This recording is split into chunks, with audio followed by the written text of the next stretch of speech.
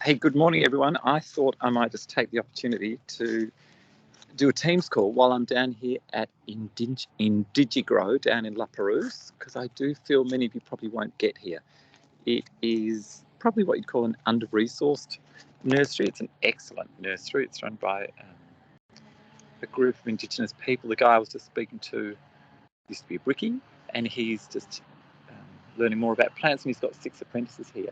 I've been here once before. It probably doesn't have the resources that Randwick Nursery has, but it's got the most excellent way of delineating the plants around. So they're in things like bush foods over there and general flowering natives, and here, eastern suburbs, Banksia scrub. Not specifically into coastal heath, but let's see what we can find, and there might be some things that we can use here. So I did wonder about, what did I wonder about? Spiky plants. Anyway, let's have a look. Let's have a look what's here. I'll see if we can see. So Platysaceae. Unfortunately, the labels all pretty much say sun and part shade. Platysaceae lanceolata. Is that one? That is pretty smooth. That's all pretty smooth. Platyolaceae stephanosea.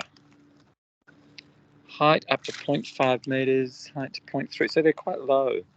It's large leaf pea. Grows up to 3 metres, this little thing. This one here, can you see that? So Platyolaceae stephanosea. Again, attracts bees and butterflies. Coastal rosemary. These are very yellowy looking versions of Westringia fruticosa. So there's a lot of that planted by councils. And here's Hardenbergia. Also planted quite a lot, but useful on the ground, I think, still. Now, I did just note something that was very spiky. Let's run to it. I'm going to run to it while I'm thinking about it. Oh, this thing. This Hakea is like so ouch. It's like, ow! It is ferocious. So if anyone was thinking of a barrier plant, it's Prickly Moses, Acacia ulcifolia, height 2 metres. Hopefully I'm on this. Height 2 metres, drought tolerant, sandy soils, eastern suburbs, Banksia scrub. Anyway, that's probably going to grow up there, I would say. This looks like it's our friend. It's the back here, not labelled. There's also unlabelled. I'm sure that this is the dwarf and apple gum, the Angophora. So let's come and have a better look at it in its tube stock. Height up to 5 to 7, width up to 3 to 5. Attracts bees, nectars, eating birds, butterflies. It's an excellent plant. Here's a small little tube stock of Prickly Moses. So this is likely how that would be planted. And it's probably the prickliest thing I've come across so far. Here's something called willow bottlebrush, Callistemon salignus. Height up to 1 to 10 metres. Well, there's a bit of variety. So I suspect with the winds, it's going to go to a lower height. Let's take that on. Darwinia grandiflora. Tolerates frost, full sun, part shade, height up to 0.5, width up to 1.5. Let's see what else, anything else interesting. Willow bottlebrush, I've never grown this. Callistemon salignus, we looked at that before. Callistemon salignus. Here's the coastal tea tree in a small tube stock.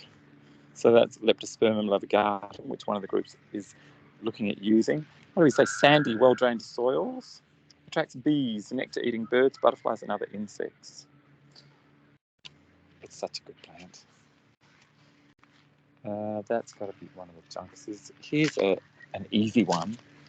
Pig face. Here. Carbobrotus. Full sun, pink flower, various soils, drought-tolerant. Fruit eaten raw or cooked when red. I've never eaten the fruit. Salty fig taste is the fruit. And the juice from the leaves is good for stings, burns, and bites. And the boiled leaves is used as a purgative. So if you've had a tummy ache, it'll make you throw up, I'm guessing. There you go. The handsome bush pea, Pultenea stipularis. Grows up to 2 metres. Everything seems to be full sun, filtered sun. Attracts bees, birds, butterflies. Here's another handsome bush pea, So you seem to be able to get it in pink and in yellow. The Pultonea stipularus. New South Wales Christmas tree. Again, there's so many of these plants I've never grown. Heartshade Morningside, shrub to small tree, 5 to 10 metres. I wonder if that wouldn't like the coast, right being right on the coast so much. I just wonder. Hardenbergia is always going to be tough. The snake vine, it has that yellow flower. I can't see it there. These are so many decent plants. The salt bush here, I think it's Atriplex. It doesn't have a label on, but that's always going to be very tough in that environment. What else is going to be tough? What's going to be our friend? Let's keep looking. The prickly tea tree. Let's see how prickly the prickly tea tree is. Oh, it's so soft. Oh my God, it's so soft. Prickly tea tree is not going to stop anyone going over the cliff. Whereas that hakea, whew, oh yeah, it's there. Prickly Moses, man, I reckon the prickly Moses hedge is along the coastal side of any path. What's this one? Yeah, I have to know. There was a label. Half dying. Darwinia grandiflora. I do not know it. Would be good to know. This must be it all here. Here it is. Darwinia grandiflora. It's got a little pinky, groovy red flower. Shrub, height up to 0.5, up to 1.5. This, I feel like I know. It seems to get planted quite a lot. No sign. I always find it a little bit tedious when I've come to this nursery before. The lack of signage. Okay, we've been here. I have this at home. Sunshine. No, what is it? Sunshine wattle, Acacia terminalis. I have this at home. I'm sure it's got another name as well, other than sunshine wattle. It's got a whitish flower, height to 6 metres. Drought tolerant sandy soils or soils with drainage. Where does it say sandstone cliff? That's what we want it to say. Acacia linifolia, very beautiful and soft actually. Lovely white flower. You can see the way the leaves sort of drop. Gosh, that's beautiful to feel. It's so soft. Flowers in summer. Creamy flower. I'm sorry, there'll be bad footage on all this. What is this gorgeous thing, this flax wattle? Same plant. So when it's younger, it's beautiful. Maybe this is what Bridie had in her little treasure box the other day. It's particularly lovely. The Acacia linifolia, flax wattle. I guess soft as flax. Shrub, height 2 to 5 metres, width 2 to 4 metres. What about this? That would scare me. It's not as spiky as that hakea we had there. Whatever this one is. Banksia oblongifolia. Really? Looks like Integrafolia, but oblongifolia. Up to 2 metres. I mean, a lot of the Banksias are going to do well. Native fuchsia, Coria reflexa. Banksia serrata, beautiful, height up to 15 metres. What else have we got here in the Banksia land?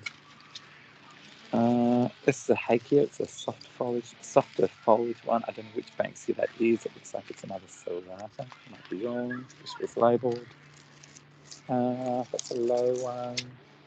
This is soft, unlabelled. Hairpin Banksia. There's a sign here. Not quite sure which one it is, but it's that low-growing one. This is going to be very beautiful, actually. Sandy soil, well-drained flowers, March to August, bees, butterflies. Ground cover height. That's going to be good. All the Banksias will be good. There's a lot of them. Old Man Banksia, his Banksia serrata, which does get planted quite a lot. Swamp Banksia, this is going to be a favourite for any wet spots. Shrub, height up to 1 metre to 2 metres. Well-drained, sandy soils, clay loam. It doesn't mind inundation. That's what I was told from the Randwick nursery staff. And so I've been planting it whenever I feel like there's a wet spot, so to speak. No labels over there. I'm unsure what that is. I'm unsure which Banksia that is. Doesn't have a label.